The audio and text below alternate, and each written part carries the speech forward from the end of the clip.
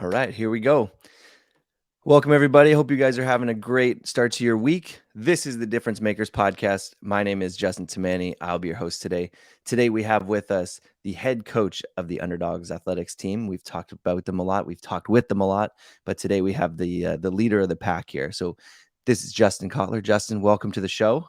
Thank you so much. Thanks, man. Thank you for having me, brother. Yeah, Oh, it's nice to just relax a little bit after quarters. So yeah. yeah. So quarterfinals is a new thing in the last couple years. I guess it's the second year of it.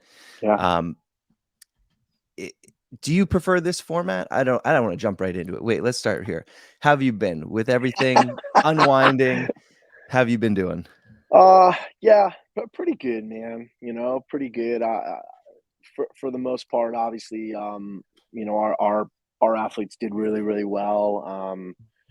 I'm sure we'll talk a little bit about Bethany, which was a big, which was obviously kind of a gut shot.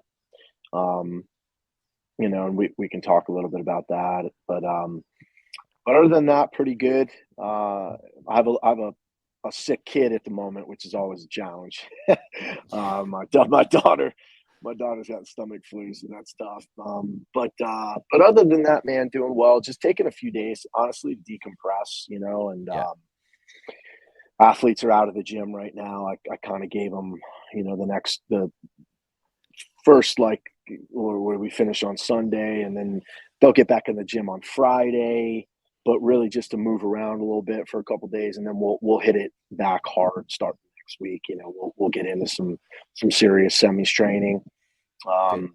So yeah, but it's nice to have a couple of days to just kind of get away from it for sure. Yeah.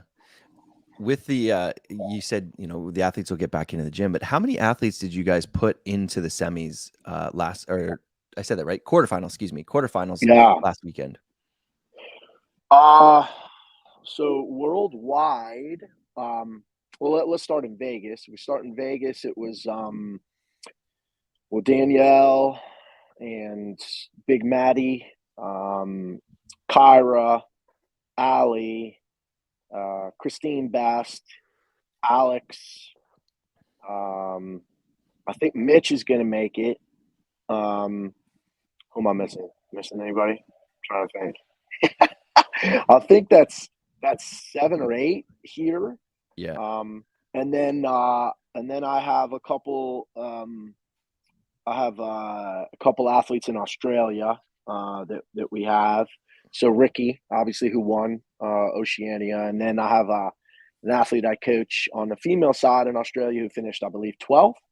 Okay. Um, Nice. her name is Rachel Famina, and so I think overall we have at least 10 athletes. Now, we have a couple athletes who qualified for semis, but are going to do masters.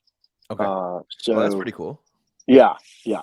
So one of our coaches, actually, her name is Colette Casey. She's a monster. I think she finished 60th. But she's 35 to 39 division, so she's going to focus on that.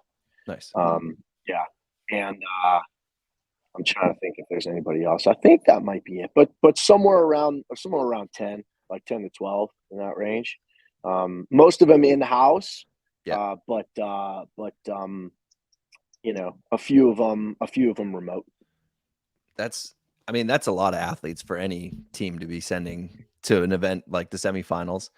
Yeah. Are you guys how do you split your time as a coach for all those events? Are you going to be able to split yourselves up? The nice thing in North Yeah. America is we have 4 weeks. So you're Yeah. almost going 1, 2, 3, 4. But then, you got Ricky in Australia, you got Yeah. people all over the place. How's that going to work for you guys? Yeah. So the good news is that I've got some help. I've got some really great a great support system here.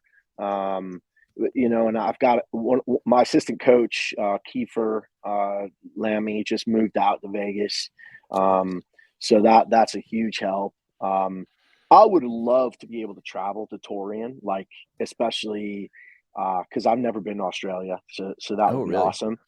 But with the fact that that's they're all, they have 3 of them on the same weekend, right? So like essentially if I go to Torian, I'm going to miss the first week of semis here. So Yeah. that'll be the same weekend as one of the competitions in Knoxville. I can't remember whether it's which one of those competitions, because I guess it's 2 back-to-back weekends. Yeah.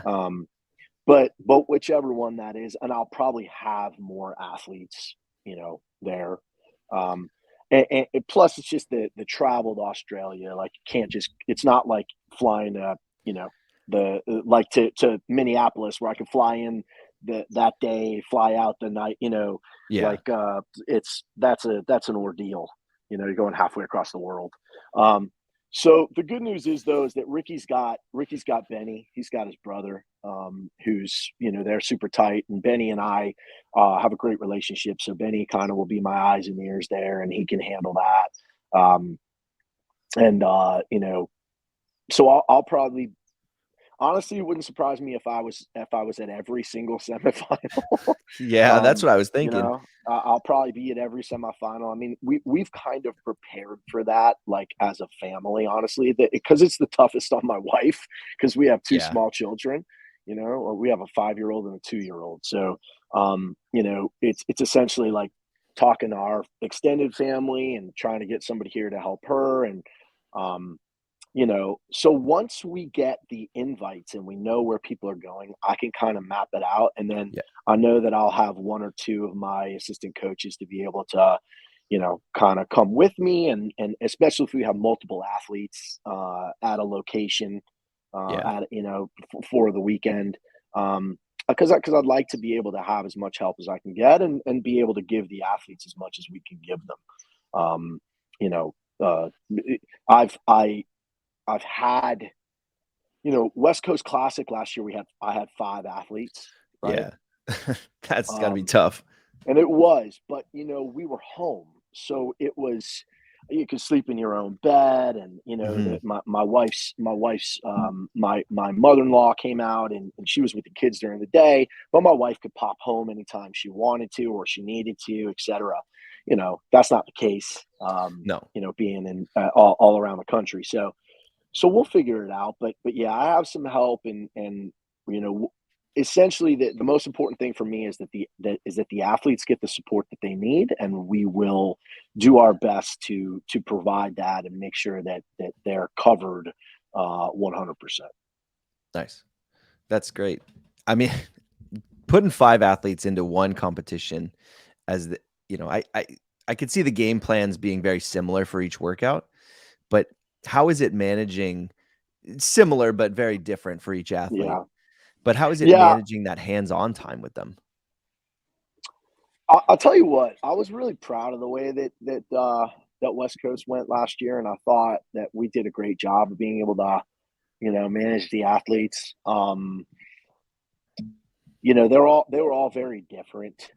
honestly. Carrie, Danielle, and Bethany, and then obviously Matt and Tola. Um, and everybody, the good news is we had a big support system. Obviously, Cooper from lab management, who represented, all the girls. So that was great having. My wife was there, Bethany's now fiance, Randy, you know, so there was a big support system there. But for me as a coach, essentially, like, there were a few things that we were able to come in with, similarity wise. Like, we were able to, I come in with warm-ups, etc. So general warm-ups, everybody. But game plans, we were very prepared. We were the final weekend. So Yeah. it was a scenario where we had prepared very well for that. They knew their strategies, they knew their plans. And essentially on game day, it was just me kind of, getting them in the right mindset, and making sure that they were ready to perform at an optimal level, and to maximize each event. And I thought we did a good job there. Obviously we took 1, 2, 3 on the women's side, which was obviously very solid. You know, um, it was I thought it was a very successful weekend. And I'm curious to see this year, because we don't have one at home and we don't have one on the West Coast. So I'm curious to see where they're going to put everybody. And to be honest with you, I'm kind of hoping that they're going to be split. Yeah. well. Like I would hate to have like everyone in the same, weekend. I mean, that would kind of be screwy, just because there aren't that many spots. So I'd No. like to see us, kind of spaced out. Um, and we'll see how they do it. I know I would assume that because this year last year you got to submit like your preference Yeah. as to where you wanted to go, and this year they're not doing that. So Oh, really? I think no. So there's no preference. So I don't know what they're going to do. My assumption is they're going to take a look at the seeds and they're just going to break them up like, one goes here, two goes here, three goes here, four goes here, five goes here, six goes here, seven goes here, eight goes here. You know what I mean? Yeah. Like that's the most fair way to do it. But I'm just hoping that when that as the numbers kind of as the seeds happen and they're splitting them up, that like Danielle finished third, and I'm hoping that that's not the same as as Alex's 12th, and it's not the same as you Yeah. know Allie's this or Christine's this, or you know what I mean. So that's the biggest thing is I'd like to have them split up, and I'd like to do some damage at all the semis. You know Spread what I it mean? out. Yeah. I didn't realize that they didn't take into consideration your preferences this year. So that's a Yeah, new one to me. Because when I was trying to figure out, personally what I'm going to do if I'm going to go to any of the semifinals and which ones I'm going to go to, I'm like, well, I guess I got to wait and see. But now it's even more wait and see of like it's just a guessing game. it's a complete guessing game. Yeah, Yeah. total. Oh, good thing I didn't book anything yet. And the other thing we need to consider too is like, I mean, we still don't know whether or not Atlas is going to be in person, right? Like, we Yeah. don't know whether Quebec is going to be able to hold that event. We don't know, you know, the problem is it with the COVID situation. Obviously, like you have to be vaccinated to get across to get into the country. How many athletes are vaccinated, and if CrossFit puts someone in there that's not vaccinated, what are you going to do? You're going to now shuffle them somewhere else, and but how are you going to do that? Because you're essentially Yeah. spacing out all the seeds. So I'm not sure how that's going to happen. I really hope it's not an online event. That would suck. That would be not good. Yeah, I'm just over that. I think everybody's over that. Yeah. And we see there's just two. We saw all the penalties this weekend, all the major penalties and minor penalties. And the thing is if you're in an in-person competition, I mean, essentially, here's the deal, right? Like when you put a movement like a pistol in a quarterfinal event, it's such a fine line between like, is that person standing up all the way, like they're trying to go really fast, but at an in-person event, all it would take is one no rep by the judge, and they're going to fix it, and they're Yeah. not going to make those mistakes anymore, you know. But in an online event, right? In an online event, there's so much more room for error, and you get people who are judging, and it's hard to say. It's like, yeah, it's on the judge. Well, a lot of times it isn't necessarily on the judge, because the judge is a friend, or the judge is, you know what I mean. Like Yeah. it's one of those things where like you're biased. You want your friend to make it, you know. Exactly. So it's a tough situation, and I just think at this point, when you're talking about going to the CrossFit Games, they've got to do everything in their power to be able to have it in person. There's too much at stake for these athletes as far as their careers, as far as money, as far as sponsorships. I think at this point we need to move past everything, and make sure that we're, if they can't hold the semifinal in Canada, then move the semifinal to somewhere in the States where we can do it. I hate to say that. Yeah. And I fully agree with that. As soon as they announced that one, you look at the other 3 locations, well, 2 locations really in North America. You got Granite and then Tennessee. And like, those areas aren't closing down. Correct. And that was like a guaranteed. Okay, so week 1, 2, 3, we're good. Week 4 from the beginning was like, we don't know anything. We don't know what's going to happen. I Yeah. think even when they announced it, Quebec was still partially closed for their gyms. So like you couldn't even be working out inside with masks on, blah, blah, blah. Correct. And it's still going. So I don't know how much I know it's loosened up now, but give us another 6-8 weeks and what happens, I don't know. So Yeah. it's a very good point. And especially with travel to, I don't know what the ratios are of athletes who are vaccinated versus unvaccinated, but like, I don't think CrossFit did some fact checking in that. No, and I, listen, like I'm not gonna divulge, but like even in our camp, there's the majority have, but there are a few that haven't. Yeah. So at the end of the day, like, and I'm of the belief that it's your personal right. Like you can do what you want to do, and I also think we're at the point now, where like, I mean, you look at these athletes, you look at the age group, you look at, for the majority of them, um, it's been little more than, a cold or flu-like symptoms, right? I mean, Yeah. at the end of the day, it's been similar to what you would see with like a bad cold or a flu, and it takes Yeah. a week or two, and then they're okay. And I think at this point it's like, okay, moving forward, like we need to start looking at it. We need to start treating it that way, because we don't shut down a sporting event for the flu.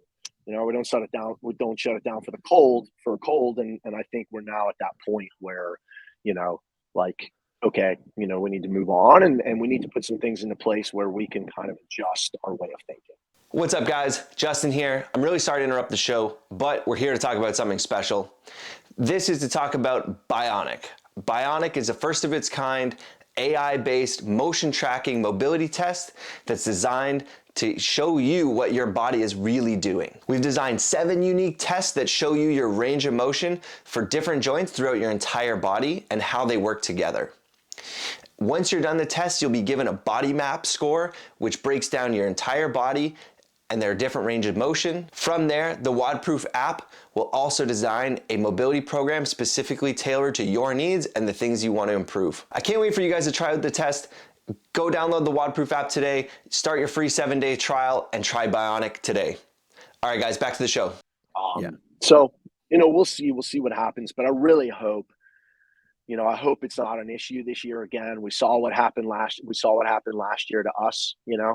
Obviously we saw 2 years ago they almost had to cancel the games, right? And then last year, we saw some of the best athletes in the world, podium contenders who weren't able to compete, and that was tough. And it just so happened that the 2 biggest names were from our camp, Yeah. which was tough. But I really hope this year that's not an issue. Yeah, you hope that all of those things are not issues. And I mean, if any of the previous events are any indication, it seems like they've previous events, but the events since the games, it seems like they've gone fairly well, and there hasn't been any issues tied back to athletes getting sick or anything like that. So, with that being said, Bethany had a little hit in the games last year, couldn't compete. And then now this year she puts up, I guess would it have been the first event that you guys did of the weekend? Did she do any of the other ones, or did you guys start off with the lift? We started with the lift. Yeah. So we started with workout 4. So yeah, our first day was workout 4, workout 1. Yeah. And then next day we just did workout 2. Next day we did workout 3 and workout 5.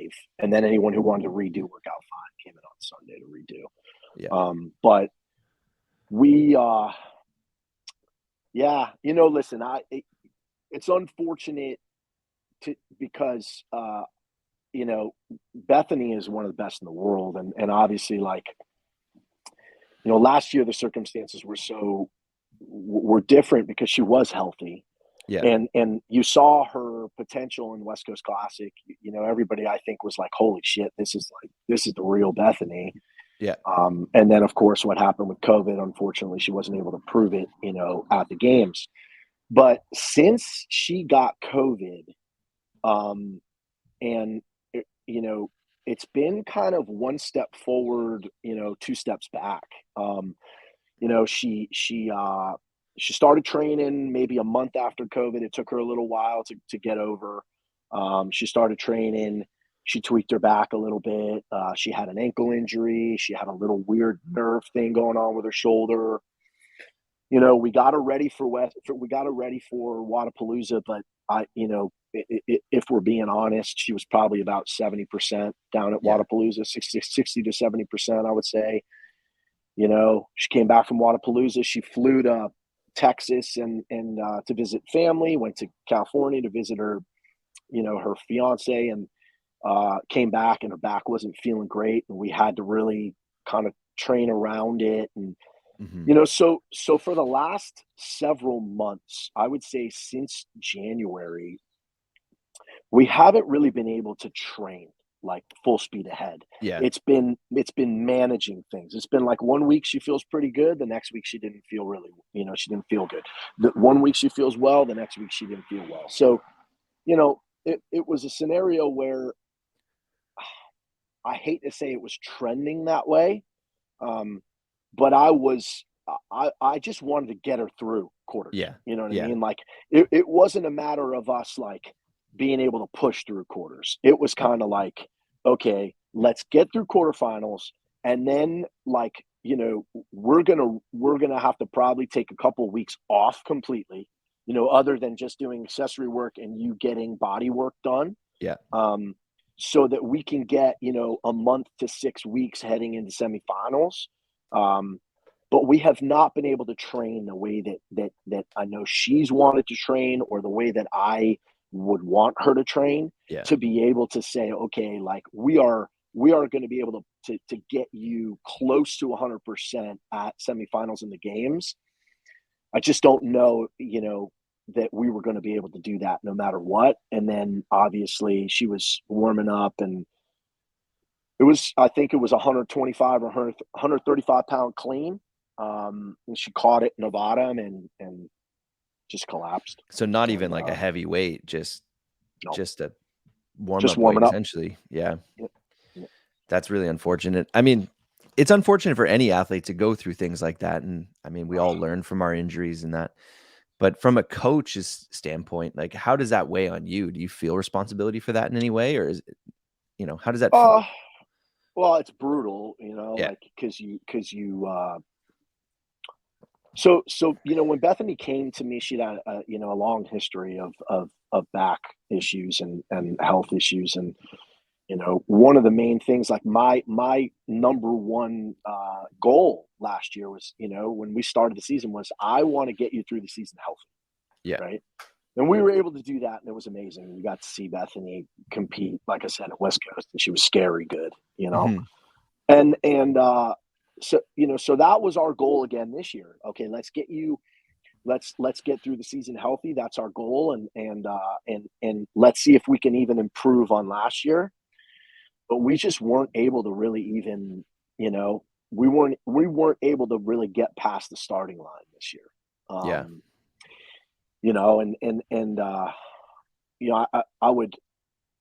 I wouldn't say I feel responsible in the sense that I feel very, I feel like we did an extremely competent job and an extremely responsible job of managing her training and her workload and her volume, and managing it around the back and what was going on. Yeah. I just, she's part of our family and our community. And so I just, I empathize, and I feel, I'm sad, like I just feel badly for her, and I feel badly for all of us, because she's such a good athlete, and it's just a gift to be able to watch her, and for us to not be able to watch her, I think is, it's just not good for the sport, honestly. No. Because she's one of the best in the world. There's no doubt when she's healthy, to me, she's one of the top 10 in the world. There's no doubt. Yeah.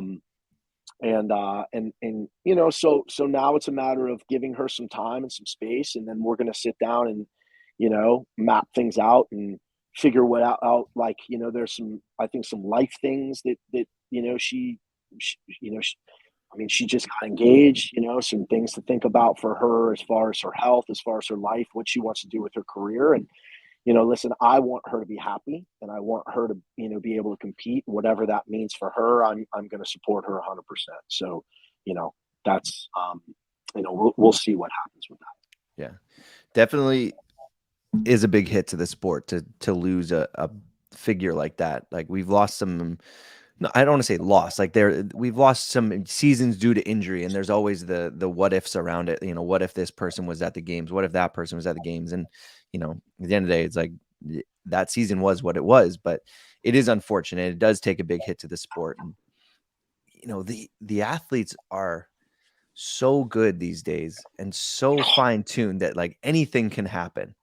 Yeah. And that's what it I don't want to say it takes excitement away, because there's somebody that's just as hungry, that's like ready to go, about to step in. But it's like you want to see that for the sake of the sport. You want to see those Oh, good races. 100%.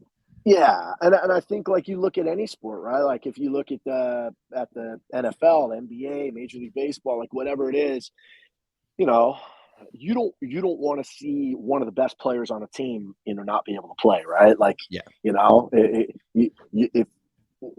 if you go into the Super Bowl and the starting quarterback for one of the teams gets hurt in practice, like that's the last thing you want. Yeah. You want to be able to see, all these teams or all these athletes be able to compete at full steam and full health, and you don't want there to be what ifs. Yeah. You don't want there to be asterisks. You want everybody to be there, everyone to compete, and may the best person win. Yeah. And not having Bethany there 2 years in a row is a big loss for the sport. It really Yeah. is. I couldn't agree more. On that note, like you guys got a deep roster that you have going to the semifinals. That'll be exciting. Now, you have a lot of young athletes too, with like Alex and Kyra. Was there ever any consideration of having those girls go team and like pushing a solid young team to the games? So there was discussion there. And I think, everything kind of everything kind of hinged around Carrie. Um, Okay. because we were thinking of putting a team together with Carrie and Alex. Okay. Carrie, Alex, Tola. Honestly, it's kind of funny. It's like Carrie, Alex, Tola, and Khan. That was. Okay. And when Carrie decided she didn't want to go team this year, and she retired and she was going to take the year off, that's when Annie called Tola, and Tola and Khan decided, and we were like, we're not going to have a team. And Tola Yeah. was like, what do you think? And I was like, oh, you shitting me? Of course, you got to go to Iceland. Are you kidding? They're going to essentially, pay for room and board for you to be in Iceland for 6 months. Go to Iceland. Yeah. um, so there was some thought there. You know, so Alex was, I think, she was a little bit more amenable to it than Kyra. Kyra wasn't, didn't, I don't think, I think she really wanted to focus on individual this year and getting better. Yeah. Um, for me, it's moving forward. I think I kind of want to see how things go this year. And then once we see how things go, I think moving forward that there's a lot of value in younger athletes going team. And I think, just for Yeah. the experience of going to semifinals, and then going to there's a good chance, we could put something together to go to the games. There's just invaluable experience. Hmm. So I think it's something that moving forward, I would love to have a major footprint in the team division, especially because my history, I've coached a ton of teams. Yeah. Um, and it's something that I love. And obviously now we have the team programming that we're doing. So, it's something that I moving forward next year, I'd like to have at least one team, possibly two teams, that challenge, to go to the games, or the challenge a podium at the games. Um, so I think that's something to revisit for sure. And it was a discussion. It just didn't pan out this year. Yeah. Do you see the team division as being more of a building blocks thing going forward, or do you see it being more of the veterans kind of winding down and then kind of taking it a bit easier? I Like, actually because we're think kind it's, of seeing a little both. yeah, I was about to say, I think it's a mixture of both. Yeah.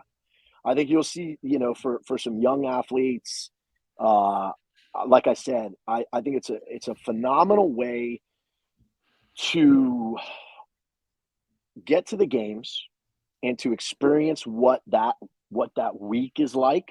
Yeah. Um, as far as programming, as far as the crowds, as far as meal prep and this and that. It's just a phenomenal way to get experience. Um, and then for veterans who, maybe they don't have the time possibly to put into it anymore. That their bodies maybe a little bit beat up, or just mentally they're a little beat up. Yeah. To be individual, it's a phenomenal way to continue to compete and obviously still compete at a high level. Um, I'm curious to see what's going to happen with teams because uh, I feel like the team competition has such great potential, and Yeah. it can be so exciting. um and I think that people would be really interested in watching teams.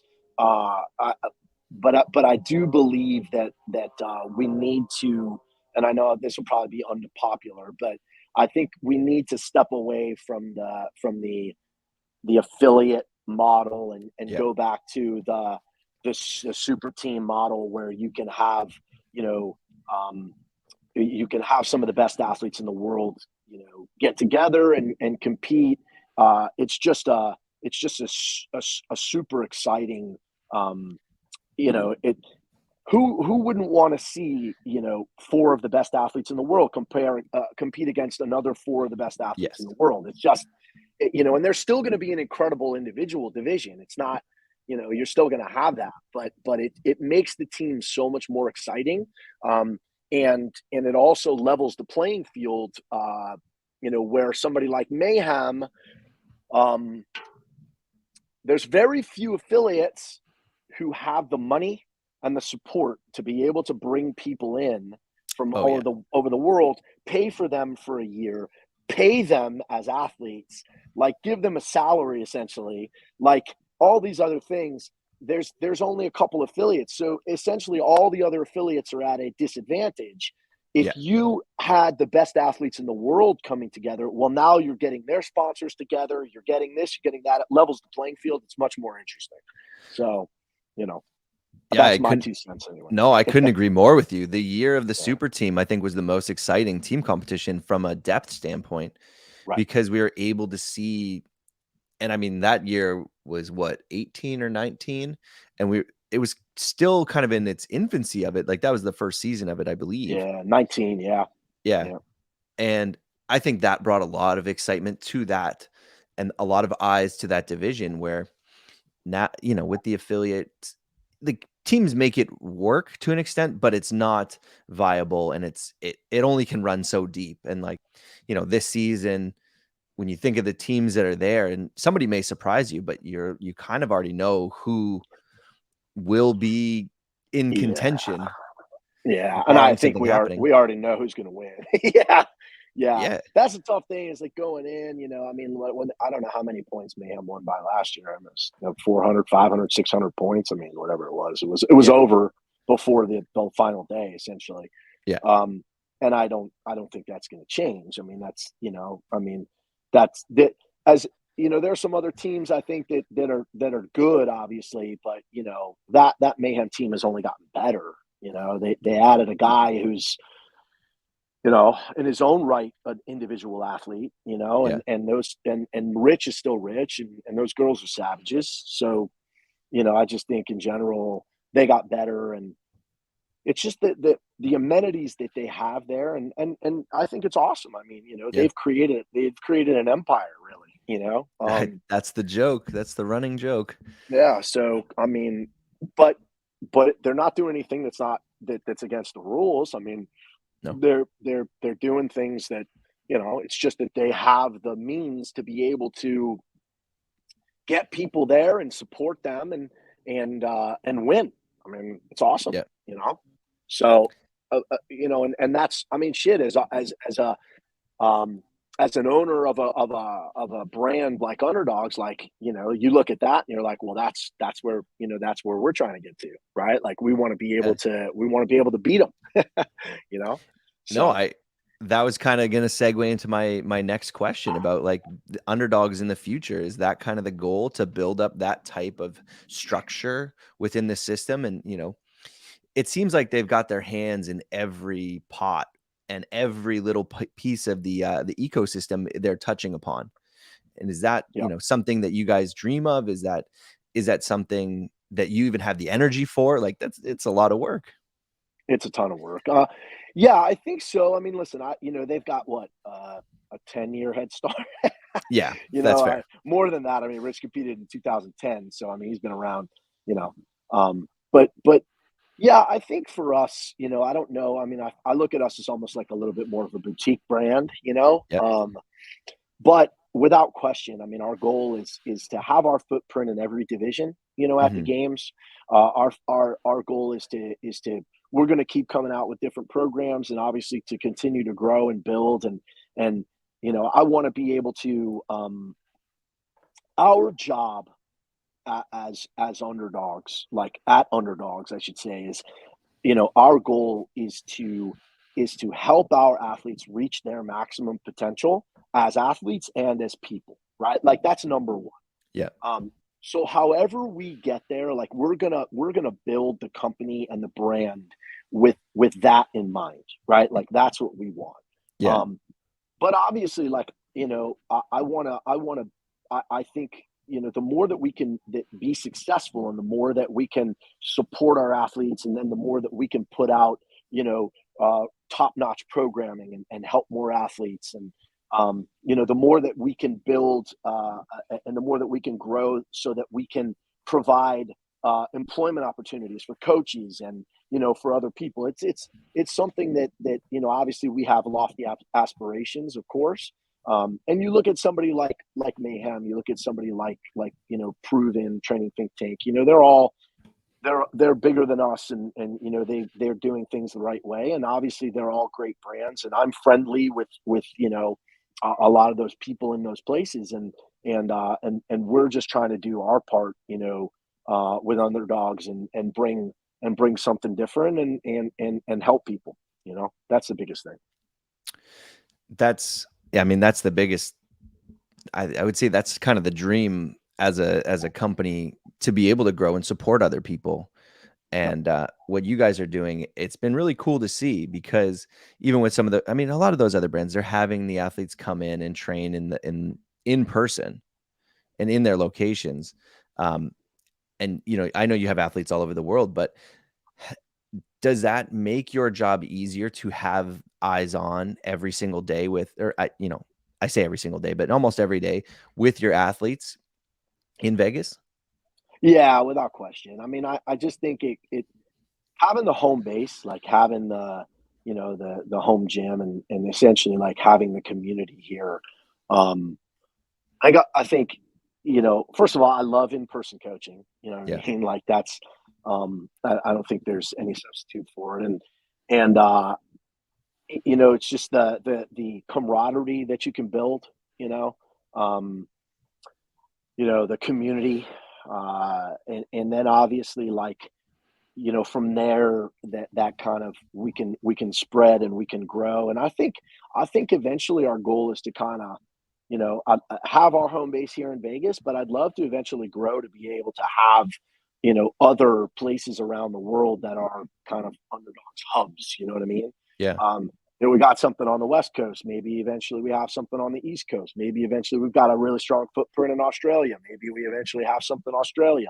You know, um, you know, maybe something eventually in Europe, South America. So I think without question that the goal is eventually to grow and to be global, and to ultimately be able to provide and create those communities, elsewhere.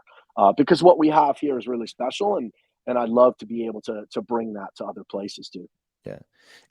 I mean, this is social media, but it seems like the team is always together and enjoying each other's company. And like, it Yeah, looks like from having dinners together, going to your daughter's gymnastics events, yeah, like it looks like the whole crew is like in and involved, and investing time and being with each other. That seems really cool. Yeah, it's awesome, dude. It's super special. Like I said, I mean, I really don't know any other way. It's kind of like it's from the top down. Like my wife and I and our kids. Like if you come, the athletes that come here, they're just kind of immediately part of our family. Like that's the way Yeah. it goes. It's I don't know. I feel like in some other places maybe it's a little bit more of a business relationship. But that's fine if it works for them. For us, if you come to Vegas and you're part of our crew, like we're gonna have barbecues. You're coming over to the house. I'm gonna smoke some meat on the Traeger. You know what I mean? Like you're probably gonna end up getting really tight with my wife and kids, and come to gymnastics meets and come over and hang out in the backyard, and like we do things together. It's inevitable, and I think that's part of the deal. Like if you come here and I would say that'll work for some athletes. Maybe some athletes, they want it to be a little bit more, regimented and business oriented, and then this is probably not the place for them. Yeah. But that's fine. Everybody kind of has to find what works for them. But I think that works for us, and Yeah. and it has worked for us, and we're pretty successful, and we've been successful in the short time that we've been around, and I think it's only going to continue to get better. Yeah. And I can see sprinkles of that. Like when I was down there covering some of the WODProof athletes for the Open 22.3, I just remember seeing Matt. He kind of kept disappearing. I was like, where's this guy going? And I think he ended up getting babysitting duty with your daughter or watching That's her probably why. do gymnastics. He would just like, okay, I got to go do a set. And he'd come back and then he'd go out. And she's like, it seemed like she was Yeah. trying to wrangle Matt and get him to watch her do some Yeah, of course. stuff. Yeah. It's hilarious, man. But this it's so cool, man. It's like I say, it's just the extended family, and I feel like our kids are so lucky to have, these athletes. They're like the luckiest kids in the world, because it's they don't just have us, they have all these athletes that growing up around, and they get to see them, and like they just kind of think that stuff is normal. Yeah. It's like the athletes are superhuman, but our kids are like, oh, okay, like they could do that, I could do that. So it's amazing. It's awesome. It's going to be interesting to see how they grow up then, and how that, I mean, they're probably growing up pretty fast in front of you, but I wonder how it's that, pretty awesome. being around those high level athletes all the time, I wonder how that'll impact them. I mean, our daughter is already, I mean, she's pretty amazing. Like it's just, Yeah. it's wild. I mean, just athletically, and just her mindset as a 5-year-old. Like there's just she's just constantly trying new things, and physically so superior to most her age, just because she's grown up in it. Yeah. And I see our son kind of taking that same route, and um, I think it's great. I think it's an amazing environment to grow up in, especially in this world of iPads and tablets, and it's just lack of socialization and stuff. I'm just very thankful that they're able to be there with us, and see these incredible athletes, and especially for my daughter, like see these just unbelievably powerful and strong women. Yeah. It's awesome.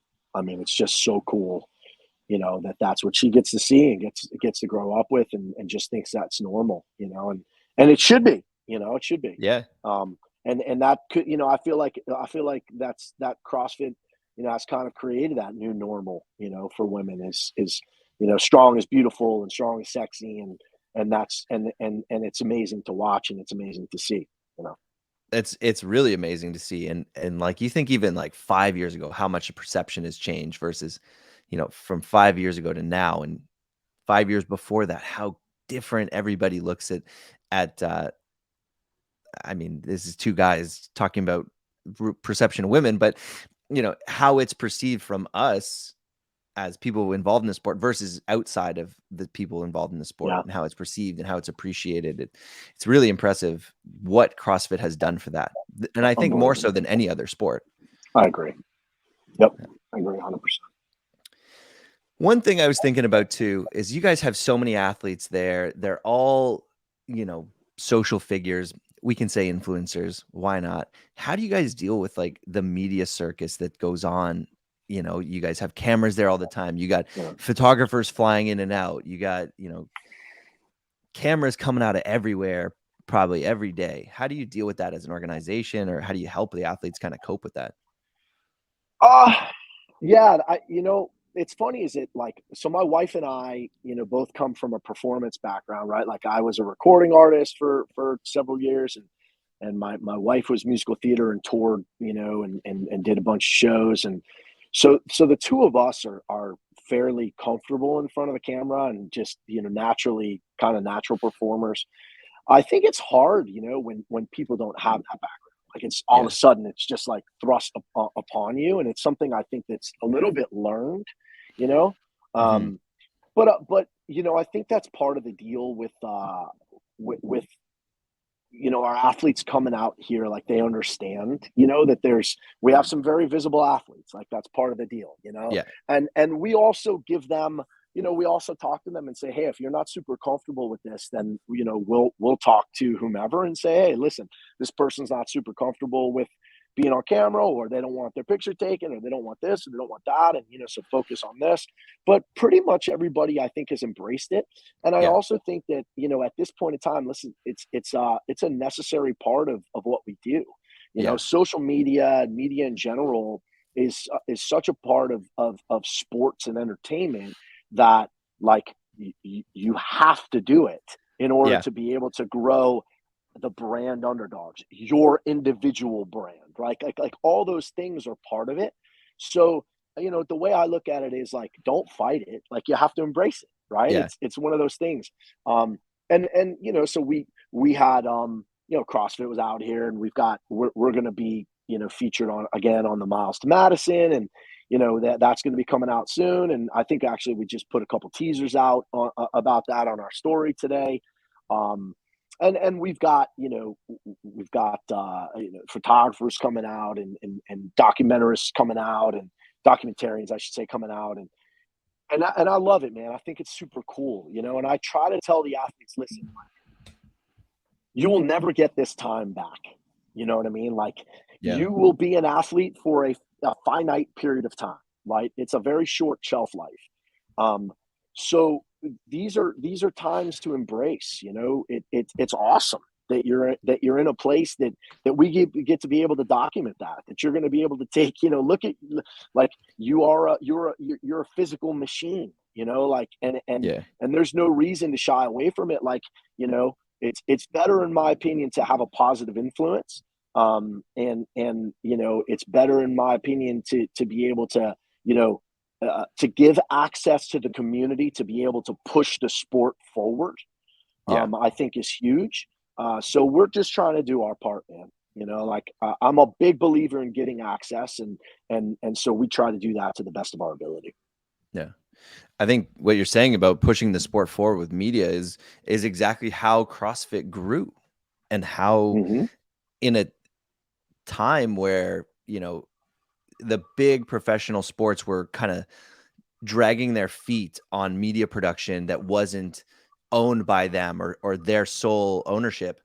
um, I think CrossFit was able to sweep up a lot of popularity because of all of these like behind the scenes. Like you get to see the athletes, you get to experience, kind of their ups and downs, like with all the documentaries and, all the YouTube content, like all that kind of stuff, where it's constantly coming out, and that's feeding the sport. It's feeding the athletes. Where, for, let's just say, baseball, it's like you get a game, you don't really get to see what the players are Right, actually like. And then they'll do, like a once a month, you'll get a behind the scenes look, 30 minute, right. where like CrossFit, it's like every week, you're able to get to know the athletes better. And I think People people love a story, associate man. it. Yeah. Yeah, yeah. People love a story. And Yeah, so and like I said, we're not where we want to be as a sport yet. You know what I mean? So No. like that's what I have a I mean, I have a problem with anyone right now in the sport who, you know, thinks that they're kind of above doing interviews or above giving access. Like Yeah. that just doesn't make sense to me, Hmm. because it's good for all of us to be able to give access because that's what people want to see. They Yeah. want the story, they want the behind the scenes, they want to know what people are feeling and thinking. And so I'm a big believer in that. And like I said, I will always we will always try to do our part to be able to give access for sure. Yeah. Awesome. Um, with everything kind of going forward here, how are you how do you evolve as a coach and as an organization?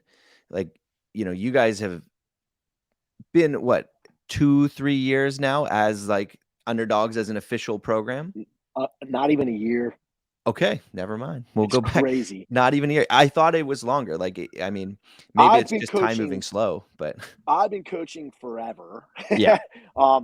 So my first games athlete was 2010. You know what I mean? So I've Yep. coached forever, but the actual brand underdogs, it's crazy to think. Like, you know, and I coached Kerry for a long time. I coached Con for a long time. I coached games teams. I was obviously one of the coach of the DC Brawlers and Grid. So Yep. I've been around a long time. But the actual brand, we didn't release our first program until April of last year, which is wild. Like, to Oh, think wow. how fast the brand has grown, Yeah. and how visible we are. So I still look at us as like we're still in the in still we're still in the incipient stages. Like, it's still baby steps. You know what I mean Yeah. for us? Like, we're still a baby as far as a brand, and we have so much room to grow, and that's what's so exciting. You know. Um, and I think we're just going to continue to grow and continue to evolve and continue to bring on athletes and continue to do our part to build the sport, and to help people reach their maximum potential. And um, I'm excited for it. I think there's only great stuff that lies ahead in the future. um, and I'm still learning. I'm still learning every day, as a coach, as a father, as a businessman, like all those things. Yeah. um, you're constantly learning and constantly seeking advice from people that you respect and trust, and constantly listening. And I think as long as we do things the right way, man, as long as we're helping people in a positive way, that we'll continue to have success. And that's my biggest goal. Awesome. Well, on that note, thank you. Thank you for joining me. Thanks so much for your time. I know you get back to relaxing here for this next couple days before everything kicks back up. But We'll I really try. appreciate your time. My Go pleasure. take care of the sick little one. Hopefully she's okay. Send my best. And I I will. thank you so much. Oh, before we go, I guess where can everybody find you guys? I know we're at Underdogs Athletics on Instagram. Yup. There you go. At Underdogs Athletics, they can find. They go to our YouTube also, which is Underdogs Athletics. And Yeah, we should have some great stuff. We'll have some great behind the scenes videos from quarterfinals, and like I said, also this week, we'll be putting out some teasers. We'll be featured on one of the Miles to Madison episodes, so that'll be kind of fun. But yeah, if they go to our Instagram, Underdogs Athletics, to be able to find everything they need to find. So Awesome. All right, guys. Have a great week. Justin, thank you again. And we'll catch up soon, hopefully. thank you, man. Thanks for tuning in, everybody. Hit that like button and subscribe down below for more content coming soon from WODProof.